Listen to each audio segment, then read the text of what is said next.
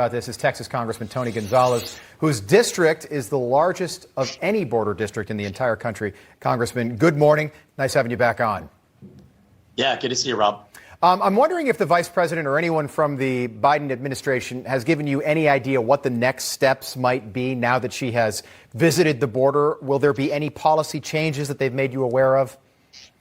You know, it was a positive thing to see the vice president finally acknowledge that there's a crisis at our southern border. But the real question is, what now? And what worries me is if this administration continues to follow the path that they've been on, which has essentially been do away with whatever Trump's policies were, that's the wrong approach. Ideally, they sit down with those of us that are on the border every single day. Not only myself, I represent 40% of the border, but other people like Henry Cuellar. I think that'd be important. What now? What do we go forward? If they do away with Title 42, you're going to see this crisis go from bad to worse. I have a question for you since you brought up Title 42. So basically that allows anyone who might have coronavirus, for example, to just basically the border is now just a turnstile. You walk right through. Title 42 used to allow the Border Patrol to prevent people that might be sick with communicable diseases from walking into the country. We've got this Delta variant. And, you know, this variant seems to be more serious maybe than some of the other variants. Time will tell with that. But should we really be repealing Title 42 right now with this variant out there? Yeah, absolutely not. And look, I don't know if we have an alien problem, but I do know we have an illegal alien problem.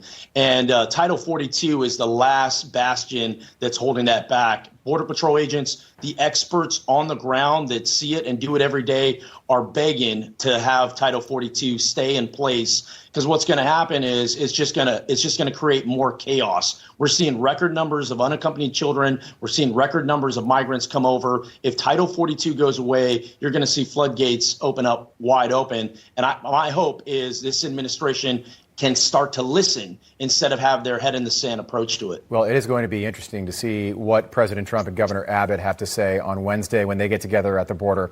The president held his first rally since leaving office just outside Cleveland, Ohio on Saturday, and he talked about why the vice president is finally visiting the border now. Take a listen. Kamala Harris, your vice president, only went to the border yesterday for the one simple reason, because I announced that I was going next week, and I am, at the request of Texas Governor Abbott and the Border Patrol. I'm going to the border next week. Oh, if I didn't do that, I don't know if she was ever going to go. I really don't know was she ever going to go? I don't know. Congressman, this is really unprecedented. A sitting governor is going to appear at the border with a former president instead of a sitting vice president. What does that tell you? You know, President Trump isn't wrong. You know, we in Congress, Kevin McCarthy made a trip back in March. I've hosted over 25 members to the border. We've been pushing hard to get the administration's attention on this issue. It really took former President Trump showing that he was going to come down to the border for them to do anything. The fact that he is a former president and he has more of the pulse of what is happening on the ground just goes to show the state of where this administration is. Like I said, I hope they start to listen more and acknowledge that this problem is only solved in a bipartisan manner with Republicans and Democrats alike. Their head in the sand approach will not work. Yeah, we had the president on the show on Friday, and I thought he put it so succinctly. He said, listen, if you just kept remaining in Mexico, there wouldn't be a crisis at the border right now. I thought that summarized the situation perfectly.